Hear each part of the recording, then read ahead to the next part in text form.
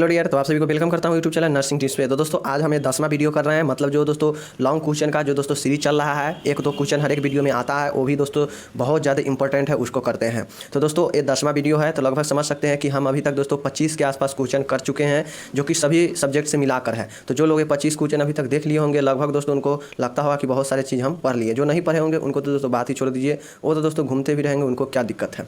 तो चलिए आज हम दोस्तों देखने वाले हैं कुछ इंपॉर्टेंट 2 प्रश्नों को। तो साथियों आप लोग यहाँ पे बने रहिए चैनल पे। जो लोग दोस्तों देखते जाएंगे उनको तो फ़ायदा ही होगा, नुकसान तो होने का सवाल ही नहीं है। क्योंकि दोस्तों हमारे वीडियो को देखने से अगर उनको, जैसे मानिए एक कैंसर हम क्वेश्चन आज देखने वाले हैं, कैंसर क्या है, कैंसर के कारण क्या है, कारक क्या होता है, कैंसर के लक्षण क्या है, ट्रीटमेंट क्या है, नर्सिंग प्रबंध क्या है, मतलब 10 नंबर का क्वेश्चन हम ये कैंसर देखने वाले हैं। अब इसमें से समझिए 10 नंबर में दोस्तों फ्रेंड, अगर समझिए कि इस 10 नंबर के क्वेश्चन में अगर आपको दोस्तों थोड़ा थोड़ा भी चीज़ें याद है तो आप आराम से लिख सकते हैं। तो इसके लिए सबसे पहले क्वेश्चन याद होगा, क्वेश्चन याद होगा तो क्या क्या लिखना है वो चीज़ याद रखना पड़ेगा, और वो चीज़ याद है तो मैटर लिख सकते हैं। तो उसके लिए तो हम वीडियो लाते हैं। तो चलिए हम लोग कर रहे हैं शुरू। जैसा कि देख सकते हैं यहाँ पे स्पष्ट रूप से लिखा हुआ है कि वेरी इंपॉर्टेंट क्वेश्चन है। तो इस बात से आप लोग समझ जाइए कि कितना इंपॉर्टेंट और ज़बरदस्त क्वेश्चन है। तो साथियों यहाँ पर देख सकते हैं कैंसर होता क्या है। तो कैंसर एक रोग है जिसमें शरीर के ऊतक अनियंत्रित एवं तीव्र विभाजित कर निम्न कोशिकाओं का गुच्छा नियोप्लासिया बनाते हैं, वह अबूर्द या ट्यूमर का निर्माण करते हैं। दोस्तों कैंसर ये होता है कि कैंसर में सिंपल समझिए कि जो हमारे शरीर में दोस्तों जो कोशिका से बना हुआ ऊतक है ना, तो वो ऊतक क्या होता है, उस पर दोस्तों अनकंट्रोल हो जाता है, मतलब अनियंत्रित हो जाता है।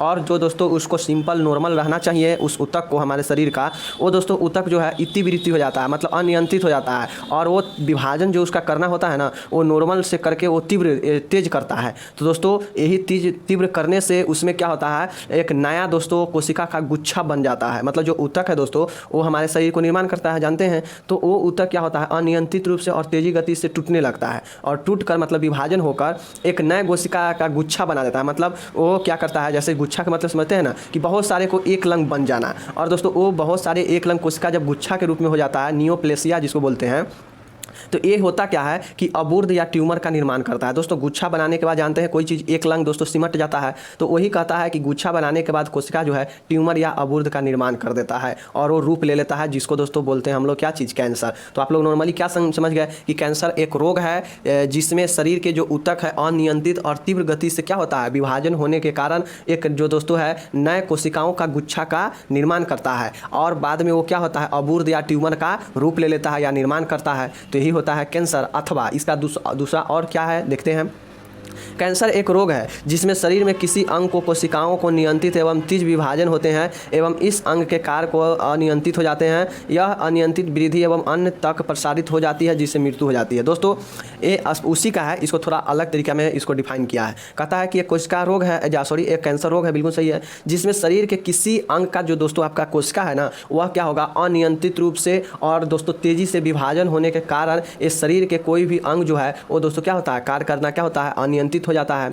यह अनियंत्रित वृद्धि मतलब जो कोशिका का अनियंत्रित विभाजन वृद्धि होता है ना, यही दोस्तों अन्य अंगों तक क्या होता है, ये प्रसारित मतलब फैल जाता है, जिससे होता क्या है कि मृत्यु हो जाता है। पहले वाले में क्या देखे कि जो ऊतक है वो दोस्तों तीव्र गति से विभाजन होता है, विभाजन होकर नए कोशिका के गुच्छे के रूप में हो जाता है, और गुच्छा हो जाता है तो वही गुच्छा दोस्तों एक ट्यूमर के रूप में या दोस्तों अबूर्द के रूप में निर्माण हो जाता है, और वही क्या होता है, कैंसर होता है। तो सिंपल समझिए कैंसर क्या है। कैंसर यही है कि कोई भी कैंसर एक रोग है जो शरीर में क्या करता है, जो कोशिका है वो तीव्र गति से, कोशिका या ऊतक दोनों बोल सकते हैं क्योंकि दोनों एक दूसरे से ही मिलकर बनता है।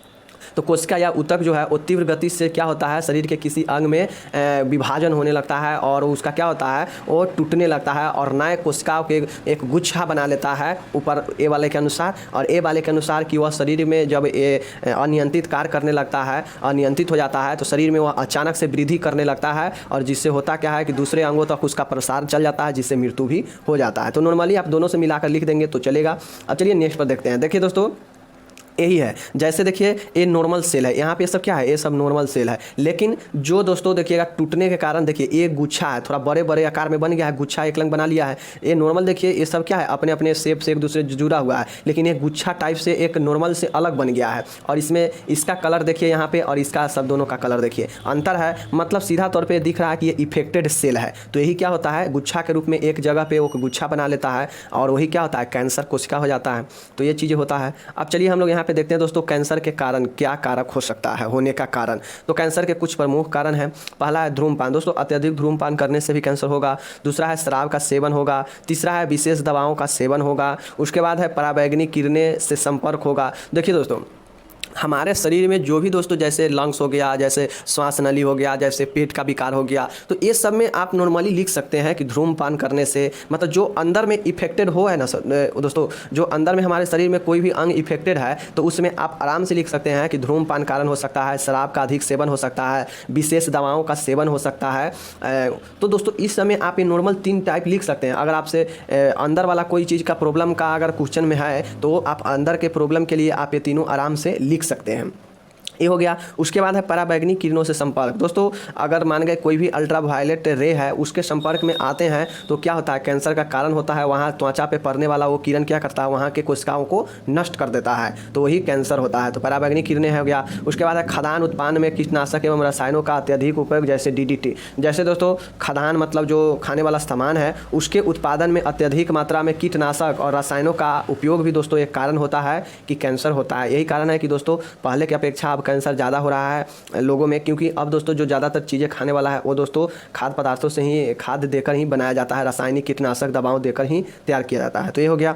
छठा कारण हो सकता है कि बी किरणों से संपर्क, रेडिएशन एक्सपोजर से, परमाणु बिजली घर में कार्य करना, एक्सरे से अधिक संपर्क आदि। दोस्तों देखते होइएगा जब एक्सरे क्या होता है, एक्सरे रूम में सभी चीज़ें क्या होता है उसको बंद करके रखता है। क्यों? क्योंकि उसको दोस्तों जो निकलने वाला जो रे होता है वो काफ़ी खतरनाक होता है और उससे दोस्तों कैंसर हो सकता है, क्योंकि वो सीधा आपके त्वचा पर इफेक्ट करेगा और त्वचा पर इफेक्ट करेगा तो आपके अंदर का जो कोशिका रहेगा वो क्या होगा, समाप्त होने लगेगा, क्षतिग्रस्त होने लगेगा। तो यही चीज़ें हैं। सातवां है जैव हथियारों का इस्तेमाल, जैसे मस्टर्ड गैस और एंथ्रेक्स। दोस्तों जैव हथियारों मतलब यूज ऑफ बायो वेपन्स। दोस्तों बायो वेपन्स का मतलब होता है कि इसमें कुछ ऐसे हथियार का इस्तेमाल करना जिसके थ्रू क्या होता है, कैंसर होता है। जैसे कि दोस्तों आप लोग जानते होंगे, देखते होइएगा कि वहाँ पे जो दोस्तों जापान में ऐसे दोस्तों एक विपन्न हथियार गिराया गया था, परमाणु हथियार, जो दोस्तों क्या हुआ था, अभी तक वहाँ के आदमी इफेक्टेड ही जन्म लेता है। तो समझ सकते हैं कितना बड़ा इफेक्ट पहुँचाता है। तो यही है कि मस्टर्ड गैस और एंथ्रेक्स गैस जो कि बायो विपन्स है, जैव हथियार का इस्तेमाल अत्यधिक, ये हो गया। आठवां है अत्यधिक वायु प्रदूषण, जैसे aerosol, particular metal, SO2, CFC, chlorofluorocarbon. जी हाँ दोस्तों देखिए दोस्तों यहाँ पे लिखा हुआ है कि अत्यधिक वायु प्रदूषण मतलब अत्यधिक अगर उस एरिया में वायु प्रदूषण है तो साथियों कैंसर होने का संभावना अत्यधिक रहता है, क्योंकि उसके थ्रू, वायु के थ्रू आपके अंदर जो है एरोसॉल प्रवेश कर जाएगा, पार्टिकुलर जो सूक्ष्म जो दोस्तों छोटे छोटे जो मैटर होगा, पदार्थ होगा, वो प्रवेश कर जाएगा, सल्फर डाइऑक्साइड जो कि हानिकारक होता है वो अंदर चला जाएगा, कार्बन जो दोस्तों CFC है, क्लोरोफ्लोरोकार्बन, वो अंदर चल जाएगा। तो ये सब दोस्तों वायु प्रदूषण हानिकारक होता है। नौवां है जल प्रदूषण, वाटर पॉपुलेशन। दोस्तों जल प्रदूषण होता क्या है, तो दोस्तों जल प्रदूषण होता है जैसे दूषित जल आप पी ले रहे हैं बहुत दिनों से, तो इससे भी कैंसर होगा। 10वां है वायरस संक्रमण, जैसे CMV संक्रमण, HPV संक्रमण। दोस्तों वायरस संक्रमण में जैसे CMV संक्रमण और HPV संक्रमण, इसके कारण से भी कैंसर हो सकता है। तो दोस्तों हम लोग क्या क्या कारण देखे हैं कैंसर का, धूम्रपान, शराब अधिक पीना, विशेष मतलब अत्यधिक दवाओं का ले लेना, पराबैंगनी किरण हो सकता है, एक्सरे किरण का हो सकता है, जैसे विकिरण के संपर्क में, जैसे परमाणु बिजली घर में कार्य करेगा उसको होगा, एक्सरे से अधिक संपर्क रहने में होगा, खाद्य पदार्थों में अत्यधिक, खाद्य पदार्थ के उत्पादन में अत्यधिक कीटनाशक और रसायन का उपयोग जैसे DDT।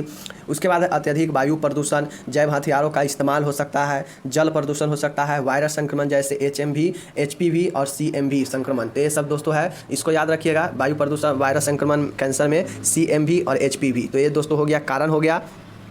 अब हम लोग दोस्तों चलते हैं, देखिए यहाँ पे इसका और यहाँ पे कारण है 11 नंबर में है पारिवारिक इतिहास। दोस्तों पारिवारिक इतिहास भी हो सकता है, क्योंकि दोस्तों होता क्या है कि पारिवारिक इतिहास में अगर आपके बैकग्राउंड में कोई अगर कैंसर से पीड़ित होते आ रहा है तो दोस्तों हो सकता है कि वो इतिहास भी, बैकग्राउंड, फैमिली बैकग्राउंड भी आपका ये कारण हो सकता है। स्व प्रतिरक्षी विकार, दोस्तों ऑटो इम्यूनिटी डिसऑर्डर, मतलब जो आपके अंदर का इम्यूनिटी है वो दोस्तों काम नहीं करता है, आपका जो स्वयं का जो शरीर के दोस्तों रोगों से बचाता है, लड़ता है, वो इम्यूनिटी आपका काम नहीं कर रहा है, उसमें प्रॉब्लम हो गया है, तो वही है स्व प्रतिरक्षी विकार। उसके बाद है अत्यधिक तैलीय भोजन का सेवन। दोस्तों अत्यधिक अगर तैलीय भोजन का सेवन करते हैं उस अवस्था में भी कैंसर हो सकता है। 14 है गुटखा तंबाकू का सेवन। दोस्तों टबैको च्यूइंग मतलब गुटखा तंबाकू का अत्यधिक सेवन भी इस कैंसर का कारण होता है। उसके बाद है 15 है मोटापा या ओबेसिटी। जी हाँ दोस्तों, मोटापा भी एक कैंसर का कारण हो सकता है। तो ये चीज़ें जो इंपॉर्टेंट था हम लोग देख चुके हैं, आसानी से आप लोग याद कर लिए होइएगा कि कैंसर का क्या कारण है। अब हम लोग चलते हैं दोस्तों, आपसे पूछेगा कि कैंसर का लक्षण क्या है, चेतावनी नैदानिक मतलब दोस्तों जो क्लिनिकल फीचर होता है कैंसर का, वो दोस्तों लक्षण या चिन्ह बताइए क्या होता है कैंसर का। तो चलिए हम यहाँ पे देखते हैं। यहाँ पे सभी क्वेश्चन दोस्तों आपसे ज्वाइंट में ही पूछा जाएगा। तो चलिए हम लोग देखते हैं कि इसका जो कैंसर का यहाँ पे चिन्ह क्या होगा। तो चलिए देखते हैं। तो दोस्तों कैंसर के चेतावनी वाले चिन्ह या लक्षण निम्नलिखित हो सकते हैं। क्या है? कैंसर कोशिकाओं के नैदानिक चिन्ह व लक्षण। दोस्तों इन्हें सावधानी अर्थात कौशन द्वारा निम्न प्रकार दर्शाया जाता है। दोस्तों आप लोग देखते होइएगा जितने भी तंबाकू गुटखा या दोस्तों जो हानिकारक पेय पदार्थ है वो दोस्तों उस पर स्पष्ट रूप से लिखा रहता है कौशन मतलब सावधान। तो यही कौशन से दोस्तों दर्शाया गया है, यही सावधानी किया जाता है, सचेत किया जाता है। और ये दोस्तों यही चीज़ें हैं जो कि दिखाई भी देता है इसी कौशन से। इसीलिए देखते होइएगा कि गुटखा वगैरह सिगरेट वगैरह सभी के डिब्बे पर कौशन लिखा होता है। उस कौशन का मतलब ही होता है कि ये लक्षण दिखाई देगा अगर कैंसर होता है तो। इस कौशन से इसको समझ सकते हैं कि कौन कौन से दोस्तों लक्षण दिखाई देगा कैंसर होने वाले को। तो दोस्तों C4 होता है चेंज इन बाउल या ब्लैडर हैबिट। दोस्तों मल मूत्र उत्सर्जन में परिवर्तन। दोस्तों अगर आपको कैंसर होता है तो उस अवस्था में जो आपका मल मूत्र है वो दोस्तों उसमें चेंजेज हो जाएगा उसके हैबिट में। तो ही कहता है चेंजेज इन बाउलर और ब्लैडर हैबिट्स मतलब मल मूत्र उत्सर्जन में परिवर्तन होगा। ए है कौशन के ए है। उसके बाद ए अल्सर और सोर दैट डज नॉट हील। शरीर पर कभी न भरने वाला घाव। दोस्तों अगर कैंसर होता है तो कैंसर का दोस्तों जो घाव होता है तो कैंसर का घाव दोस्तों कभी नहीं भरता है जल्दी। तो ही कहता है ए में कि ए अल्सर या सोर दैट डज नॉट हील मतलब शरीर पर कभी न भरने वाला घाव।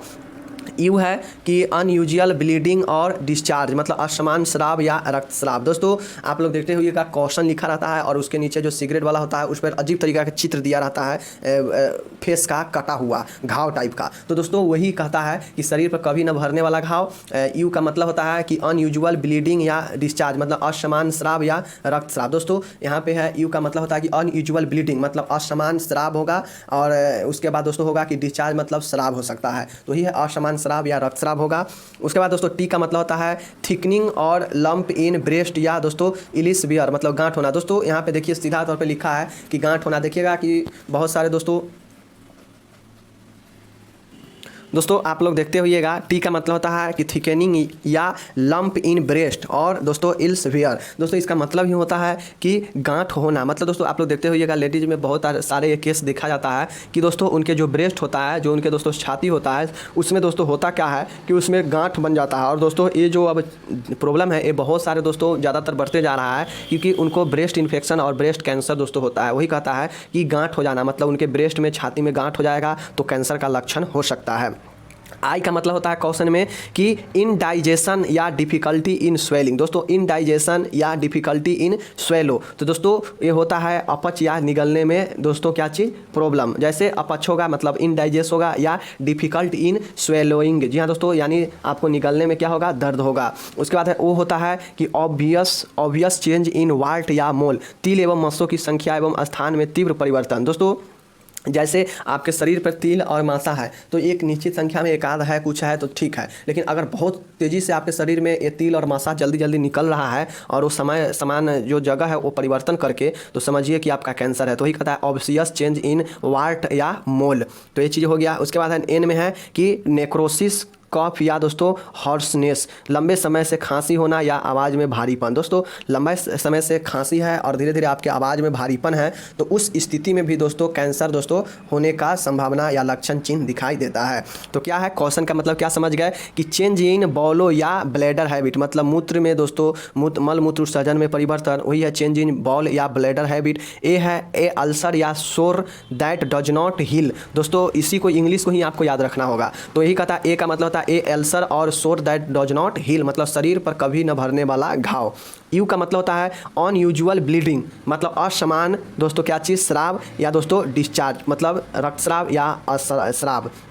टी है थिकनिंग या लंप इन ब्रेस्ट या दोस्तों इल्स वेयर मतलब आपके ब्रेस्ट लेडीज़ के ब्रेस्ट में होता है तो गांठ हो जाएगा वहाँ पे आई में है इनडाइजेशन या डिफिकल्ट इन स्वेलिंग, मतलब दोस्तों अपच या निगलने में प्रॉब्लम, दर्द होना। ओ का मतलब होता है ऑब्वियस चेंज इन वाट या मॉल, तिल एवं मस्सों की संख्या एवं स्थान में तीव्र परिवर्तन। एन है एन फॉर निक्रोसिस, कफ या हॉर्सनेस, लंबे समय से खांसी या भारीपन आवाज़। तो एक क्वेश्चन से आप लोग लक्षण पहचान सकते हैं कैंसर का आसानी से, और ये चेतावनी भी देगा कि अगर ये सब होता है तो संभल जाइए।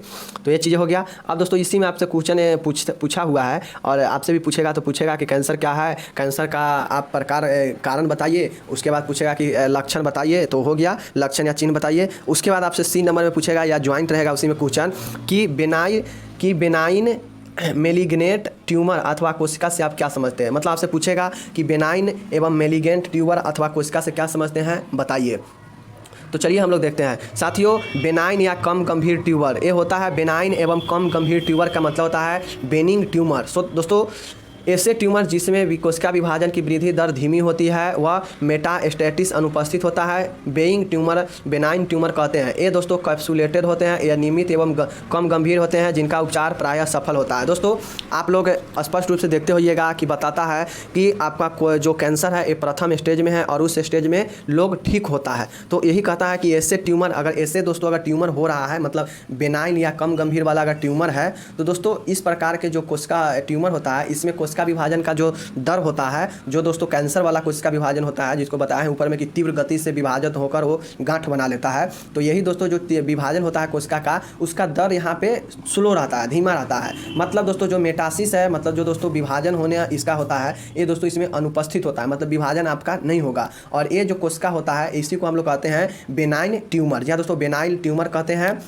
और ये कैप्सुलेटेड होता है, मतलब कैप्सूल के आकार में ये आवरण के रूप में होता है, वह नियमित एवं कम गंभीर होता है। जो दोस्तों आपका में अगर बेनाइन या कम गंभीर ट्यूमर होता है तो ये दोस्तों होगा कम गंभीर, और दोस्तों क्या होगा नियमित होगा लेकिन कम गंभीर होगा, जिसका उपचार क्या है सफल है। तो समझ गया कि बेनाइन ट्यूमर ये जो दो प्रकार के ट्यूमर है, बेनाइन या मेलिगेंट ट्यूमर अथवा कोशिका, तो इसमें जो बेनाइन क्या है कम गंभीर है, मतलब इसमें कोशिका विभाजन दोस्तों धीमा होता है, और जो इसमें मेटासिस होता है, जो कोशिका विभाजन होता है वो यहाँ पे अनुपस्थित होता है, जिसको दोस्तों हम लोग क्या कहते हैं बेनाइन ट्यूमर कहते हैं, मतलब कम गंभीर कहते हैं, कम गंभीर वाले ट्यूमर कहते हैं। ये कैप्सुलेटेड होता है और ये दोस्तों नियमित एवं कम गंभीर, यह नियमित होता है लेकिन कम गंभीर होता है, जिसका दोस्तों इलाज क्या होता है सफल होता है। इसीलिए दोस्तों कहते हैं कि कैंसर शुरुआती अवस्था में अगर दिखा लिया जाता है, उपचार हो जाता है तो ये सही हो सकता है, क्योंकि ये कम गंभीर होता है। ये बेनाइन ट्यूमर कम गंभीर वाले ट्यूमर होता है। लेकिन अगर आप दोस्तों नहीं इलाज करवाते हैं तो अगर मेलिगेंट ट्यूमर में या घातक ट्यूमर जिसको बोलते हैं, तो मेलिगेंट ट्यूमर में अगर आपका प्रवेश कर जाता है कैंसर, तो दोस्तों इसका जो उपचार है ये सफलता बहुत कम होता है। चलिए देखते हैं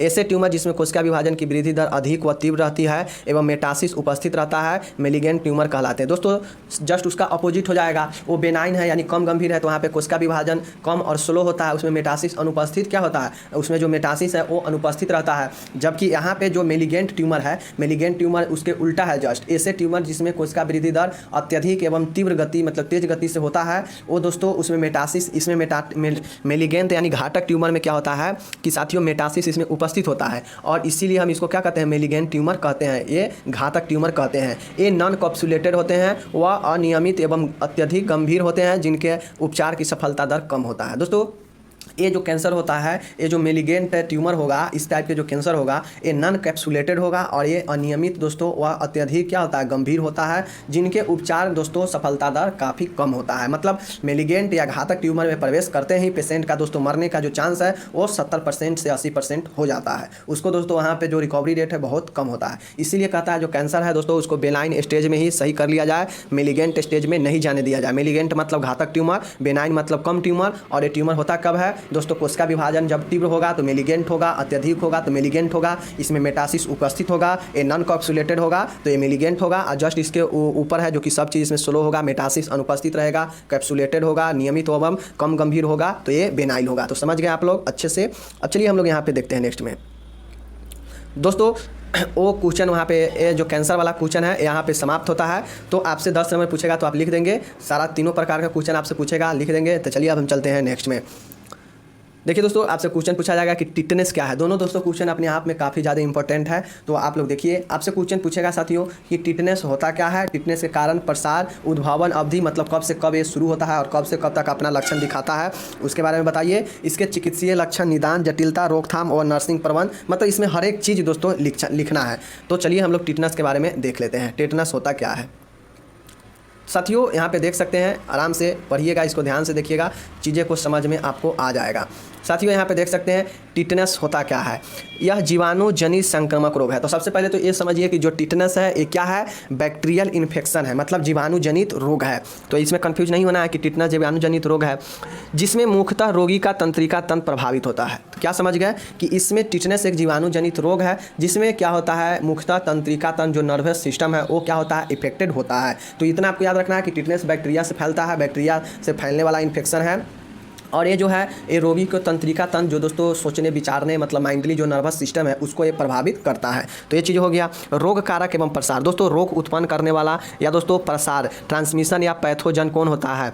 टिटनेस का रोग का दोस्तों यहाँ पे देखिए, टिटनेस का रोग कारक है दोस्तों क्लोस्ट्रीडियम टिटेनी जीवाणु होता है। तो आपको याद रखना पड़ेगा, ऑब्जेक्टिव में पूछ लेगा फिलअप में कि टिटनेस किस जीवाणु के कारण होता है। तो दोस्तों क्लोस्ट्रीडियम टिटेनी जीवाणु होता है, मतलब क्लोस्ट्रीडियम टिटोनी जीवाणु होता है। तो इसको आप लोग याद रखना है, क्या चीज़, क्लोस्ट्रीडियम टिटेनाई जीवाणु होता है। यहाँ पे देखिए इंग्लिश में भी लिखा हुआ है, क्लोस्ट्रीडियम टिटेनी जीवाणु होता है टिटनेस के कारण। उसके बाद दोस्तों यहाँ पे देखिए, क्लोस्ट्रीडियम टिटेनी के स्पोर्स शरीर में घाव के मिट्टी या पानी के संपर्क में आने के घाव में प्रवेश करके घुलनशील जीव विष उत्पन्न करते हैं। दोस्तों इसीलिए कहा जाता है कि कटे फटे स्थान को दोस्तों किसी भी गंदे चीज़ के संपर्क में नहीं लाना चाहिए, या घाव है तो उसको संपर्क में किसी भी अलग के चीज़ के नहीं लाना चाहिए। क्योंकि दोस्तों जो क्लोस्ट्रीडियम जो टिटानी है ना, जो दोस्तों जीवाणु है टिटनेस के होने का, वो दोस्तों क्या होता है, वो सभी प्रकार के गंदे चीज़ों में, ये सब चीज़ों में मौजूद रहता है। इसलिए दोस्तों अगर आप किसी भी चीज़ जहाँ से आपका रक्त स्राव हो रहा है शरीर से, वहाँ पे दोस्तों अगर आपके शरीर में घाव बना है, वहाँ पे अगर ये प्रवेश कर जाता है मिट्टी या पानी के संपर्क में आने से, तो ये क्या होता है, ये जो क्लोस्ट्रीडियम जो टिटेनी है, ये घाव में प्रवेश करके वहाँ से क्या होता है, घुलनशील जीव विष उत्पन्न करने लगता है। तो ये चीज़ें हो गया रोग कारक एवं प्रसार। देख लिए क्या था रोग कारक में, तो रोग कारक में यही था कि जो टिटनेस रोग का जो कारक है, जीवाणु है, वो है क्या चीज़, क्लोस्ट्रीडियम टिटेनी ये जीवाणु है। और ये जो क्लोस्ट्रीडियम टिटेनी है ना, ये दोस्तों स्पोर्स, मतलब जो घाव शरीर में है उसमें दोस्तों प्रवेश कर जाने से जल या मिट्टी के थ्रू ये क्या करता है, जीव विष उत्पन्न करने लगता है। तो ये चीज़ हो गया जिसके कारण टिटनेस होता है। अब इसका उद्भावन काल क्या होता है। दोस्तों आपसे क्वेश्चन में पूछेगा कि टीबी का उद्भावन काल बताइए कि कितना होता है ऑब्जेक्टिव में। तो यह रोग दोस्तों 2 से 21 दिन तक रह सकता है। दोस्तों ये जो उद्भावन काल है, उद्भावन काल किसको कहते हैं, इंक्यूबेशन पीरियड। मतलब कोई दोस्तों ऐसे संक्रमक जो आपके शरीर में रोग उत्पन्न करता है, वैसे जीव प्रवेश करने से लेकर प्रवेश किया और जब तक दोस्तों उसका दोस्तों लक्षण पूर्ण तरीका से दिखाई नहीं देता है, तब तक इसी बीच के पीरियड को क्या हम लोग कहते हैं, इंक्यूबेशन पीरियड। मतलब प्रवेश किया कोई जीव और यहाँ पे लक्षण क्या हुआ, दिखाई दे दिया। अब वो लक्षण दिखाई देने में 2 दिन, 4 दिन, 10 दिन, 20 दिन, साल, 2 साल ले सकता है। तो इसके बीच के तब तक के बीच को पर ये पीरियड को हम लोग क्या कहते हैं, इंक्यूबेशन पीरियड कहते हैं। तो ये चीज़ें हैं। तो यही 2 से 21 दिन होता है टिटनेस में इंक्यूबेशन पीरियड, याद रखिएगा। इसका क्लिनिकल फीचर, चिकित्सीय लक्षण क्या दिखाई देगा अगर टिटनेस किसी में होता है तो दोस्तों गर्दन, चेहरे एवं जबड़े की पेशियों में ऐंठन होगा। दोस्तों क्या होगा कि जो आपका जबड़ा है, गर्दन है या फेस है, उसके पेशियों में क्या होगा, ऐंठन होने लगेगा टिटनेस होने से। धड़कन तेज होगा दोस्तों, टैकीकार्डिया मतलब धड़कन तेज होने लगेगा। उसके बाद है अत्यधिक पसीना आएगा, हल्का बुखार होगा, निगलने में कठिनाई होगा दोस्तों, जबड़ा मजबूती से बंद होगा। मतलब दोस्तों लॉक जो होता है ये कैंसर में ही होता है। आपसे ऑब्जेक्टिव में पूछ देगा कि लॉक जो किस में होता है, तो लॉक जो होता है दोस्तों वो टिटनेस के ही कारण होता है, जिसमें देखिएगा दोस्तों हाथ पैर दोस्तों एकदम टाइट होकर क्या होता है, बंद होने लगता है। तो यही होता है क्या चीज़, जबड़ा मजबूती से बंद होने लगेगा आपका। लेकिन मुंह जो ऊपर का भाग और जो नीचे का भाग है ना दोस्तों मुंह का, वो दोस्तों क्या होगा, जबड़ा जो है वो एक दूसरे के ऊपर मजबूती से बंद होने लगेगा, बैठने लगेगा। उसके बाद है दोस्तों यहाँ पे देखिए शरीर का धनुष की तरह मुड़ना। दोस्तों आपका जो शरीर है वो धनुष के आकृति का मतलब टेढ़ा हो जाएगा। ऐंठन के दौरे आना, दोस्तों शरीर में ऐंठन पड़ने लगेगा, शरीर में नीलापन होने लगेगा, अत्यधिक बेचैनी हो जाएगा। तो ये सब जो दोस्तों कारण है कि टिटनेस का क्या कारण है, हल्का बुखार आएगा, अत्यधिक पसीना होगा, अत्यधिक पसीना आएगा, हल्का बुखार होगा, फेस में जो दोस्तों मांसपेशी है फेस के गर्दन का, ऐसा में क्या होगा, ऐंठन आएगा, ऐंठन के दौरे पड़ने लगेगा, शरीर धनुष की आकृति का हो जाएगा, जबड़ा मजबूती से बंद होने लगेगा, निगलने में कठिनाई होगा, शरीर नीला हो जाएगा, अत्यधिक बेचैनी हो जाएगा। तो ये सब दोस्तों लक्षण दिखाई देता है टेटनस का। तो ये लक्षण हो गया। अब इसका डायग्नोसिस क्या हो सकता है, चलिए हम लोग देखते हैं। तो फ्रेंड इसका जो डायग्नोसिस हो सकता है इलाज के लिए वो होता है शरीर का परीक्षण। सबसे पहले शरीर का एग्जामिनेशन किया जाएगा, लक्षणों की उपस्थिति का जांच किया जाएगा। दोस्तों निदान में ये दोनों तीनों चीज़ें हैं जो कि एकदम दोस्तों क्या है, ये चीज़ें एकदम इंपॉर्टेंट है। सबसे पहले आप लिखेंगे ही, चाहे कोई भी बीमारी हो उसको दोस्तों, अगर आप निदान लिख रहे हैं तो वहाँ पर आप लिखेंगे ही कि शारीरिक परीक्षण, बॉडी एग्जामिनेशन, और दूसरा लक्षणों की उपस्थिति के जाँच। मतलब ये लक्षण उपस्थित है तो इसका जाँच किया जाएगा कि ये क्यों हुआ। तो इसका दोस्तों सभी बीमारी में लिखेंगे कि लक्षणों की उपस्थिति का जाँच और एग्जामिनेशन। ये हो गया, कॉमन है सभी के लिए निदान में। उसके बाद है वुड कल्चर टेस्ट। दोस्तों वाउंड कल्चर टेस्ट मतलब घाव का जो टेस्ट होता है दोस्तों, जहाँ पे घाव है उसको टेस्ट किया जाएगा, वही होता है वाउंड कल्चर टेस्ट। उसके बाद दोस्तों ब्लड इन्वेस्टिगेशन। दोस्तों ब्लड का भी जांच किया जाएगा, और ये ब्लड का भी जांच दोस्तों हर एक बीमारी में किया जाता है। तो इसको भी कॉमन मानते हुए ये तीन चीज़ें, ए वाला और दोस्तों ए वाला और ए वाला, ये आप लिखेंगे ही। और बाद बाकी एक दो जो रहता है वो प्रॉपर उसी बीमारी के लिए रहता है, जैसे फेफड़ा हो गया, हार्ट हो गया, तो इस सब के लिए एक्सरे, सीटी स्कैन ये सब होता है, ECG होता है। उसी प्रकार सभी बीमारी के लिए अलग अलग एक आध चीज़ होता है जिसको निदान में लिखना पड़ेगा, लेकिन ये तीन चीज़ें आप आराम से किसी में लिख सकते हैं। हो गया। अब दोस्तों यहाँ पे देखिए जटिलता, इसका कॉम्प्लिकेशन क्या हो सकता है। मतलब दोस्तों अगर टिटनेस हो रहा है तो टिटनेस होने के बाद इसका जो है और ज़्यादा प्रॉब्लम और घातक जो है जटिलता है वो कब दिखाई देता है। दोस्तों निमोनिया जानते हैं दोस्तों, निमोनिया जो कि ज़्यादातर बच्चों में दिखाई देता है। इसमें जो फेफड़ा है, फेफड़ा का भाग संक्रमित होता है, तो वही है निमोनिया होगा। उसके बाद है फेफड़ों की अल्वेओली में अस्थायी संकुचन। दोस्तों यहाँ पे जो फेफड़ा है उसके जो एल्वेओली में है अस्थायी संकुचन होने लगेगा। उसके बाद है पेप्टिक अल्सर होगा, कार्डियक जो अर्थमिया होगा। मतलब दोस्तों जो कार्डियक अर्थमिया होगा, मतलब इसमें जो कार्डियक है वो आपका दोस्तों रिदम में नहीं चलेगा।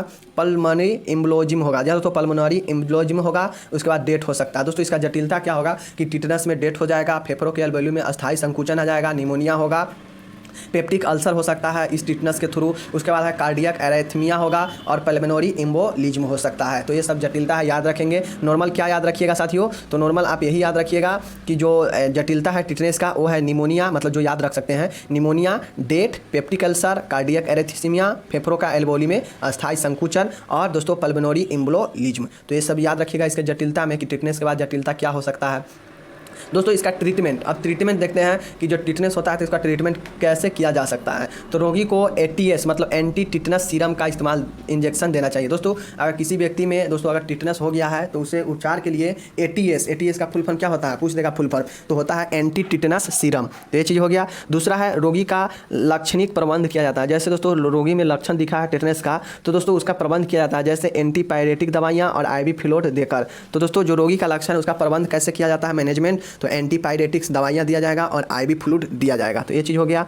तीसरा है रोगी में टिटनेस के लक्षण उत्पन्न हो तो डाइजापाम दिया जाना चाहिए। दोस्तों अगर रोगी में दोस्तों टिटनेस उत्पन्न हो, लक्षण दिखाई दे, तो दोस्तों जो नॉर्मल दवाई है वो है डाइजापाम दिया जाना चाहिए। तो साथियों ये जो चीज़ें हैं करना चाहिए। उसके बाद दोस्तों अब इसका हम लोग रोकथाम कैसे करेंगे। तो दोस्तों इसका ये तो हो गया दोस्तों इसका उपचार, नॉर्मल उपचार है कि टिटनेस के बाद जो होता है एंटी टिटनस सीरम दिए इंजेक्शन देना चाहिए। रोगी को दोस्तों लक्षण प्रबंध के लिए एंटीपायरेटिक और IV फ्लूइड देना चाहिए, और रोगी में टिटनस के लक्षण उत्पन्न हो तो डाइजापाम दिया जाना चाहिए। तो ये ट्रीटमेंट हो गया। अब दोस्तों यहाँ पे रोकथाम देखते हैं हम लोग, रोकथाम इसको कैसे करेंगे। मतलब दोस्तों जो टिटनस होता है तो उसको रोकथाम, प्रिवेंशन और कंट्रोल हम लोग कैसे कर सकते हैं।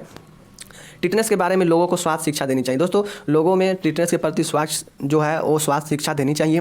सभी शिशुओं को DPT वैक्सीन द्वारा निर्धारित समय अनुसार इम्यूनाइजेशन करना चाहिए। दोस्तों शिशु है तो उसमें DPT, डिप्टिस प्यूटरस टिटनेस, या दोस्तों डिप्थीरिया प्यूटरस टिटनेस जो इसका दोस्तों फुल फॉर्म होता है, और DPT का जो वैक्सीन है वो सभी शिशुओं में समयानुसार इम्यूनाइजेशन करना चाहिए। ये चीज़ हो गया टीकाकरण।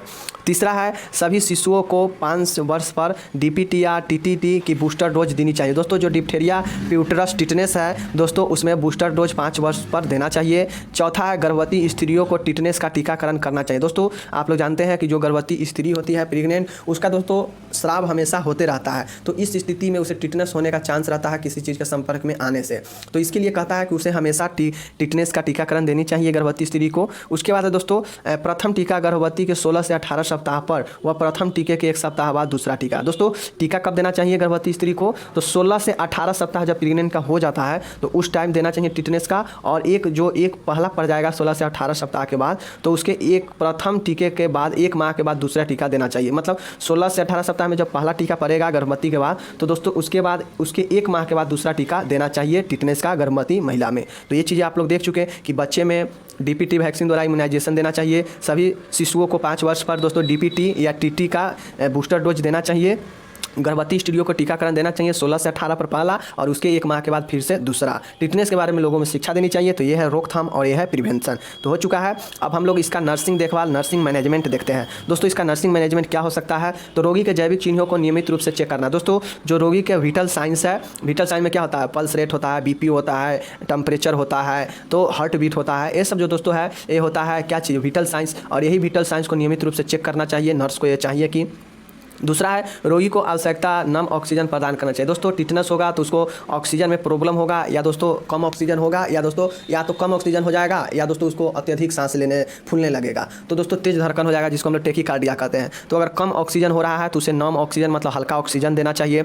रोगी को सीडेटिव्स या दोस्तों ट्रैंक्विलाइजर्स भी दिए जा सकते हैं। दोस्तों जो रोगी है उसको सीडेटिव्स या दोस्तों ट्रैंक्विलाइजर्स भी दिए जा सकते हैं इस ग्रुप के दवाई। उसके बाद है दोस्तों ये सीडेटिव्स दोस्तों किस रोग में दिया जाता है? तो दोस्तों आप लोग बहुत अच्छे से समझ सकते हैं। तो देखिए टिटनेस में सीडेटिव दिया जा सकता है, समझ लीजिए। उसके बाद है रोगी को पर्याप्त आराम एवं नींद लेने के लिए प्रेरित करना चाहिए। दोस्तों क्या होगा? बेचैनी होगा टिटनेस में, तो रोगी को चाहिए कि आराम ले और पर्याप्त नींद ले। ये चीज़ें के लिए प्रेरित करना चाहिए नर्स को। 5वां है रोगी को डॉक्टर के निर्देशानुसार सभी दवाइयाँ देनी चाहिए। दोस्तों जो डॉक्टर निर्देश कर रहे हैं उस दवाइयों को रोगी को सभी दवाइयाँ देनी चाहिए। उसके बाद 6ठा है टिटनेस के रोगी को अन्य रोगियों से अलग रखना चाहिए। दोस्तों टिटनेस क्या है? टिटनेस एक जीवाणुजनित रोग है, ये फैल सकता है, संक्रमण हो सकता है, तो इसलिए दोस्तों टिटनेस के रोगियों को अलग रखना चाहिए। उसका दोस्तों है 7वां है रोगी को आराम से सांस लेने के लिए हाई फाउलर्स या कार्डियक पोजीशन प्रदान करनी चाहिए। इससे फेफड़े विस्तारण आसानी से हो पाता है। दोस्तों अब हम इसको क्या करें? लक्षण देखे हैं, या लक्षण क्या होता है कि फेफड़े में संकुचन। फेफड़े में क्या है? फेफड़ों के एवोली में संकुचन हम लोग देखे हैं ना, मतलब शिथिल हो जाना, सिकुड़ जाना। तो दोस्तों यही कहता है कि रोगी को आराम से सांस लेने के लिए हाई फाउलर पोजीशन में, एक होता है हाई फाउलर पोजीशन, एक होता है सेमी फाउलर पोजीशन, तो इसे हाई फाउलर पोजीशन में या कार्डियक पोजीशन प्रदान करना चाहिए।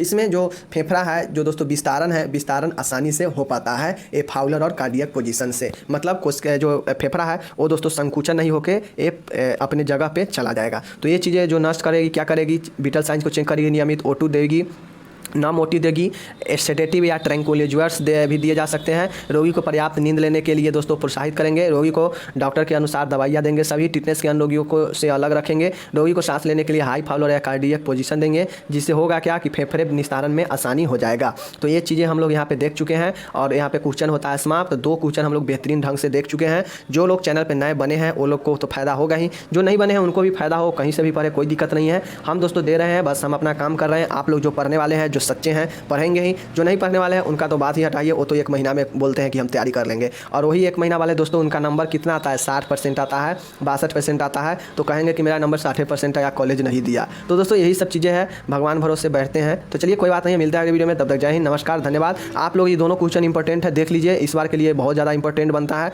या तो शॉर्ट नोट्स में भी पूछ देगा या लॉन्ग में भी पूछ देगा। तब तक मिलते हैं अगले वीडियो में। जय हिंद, नमस्कार, धन्यवाद।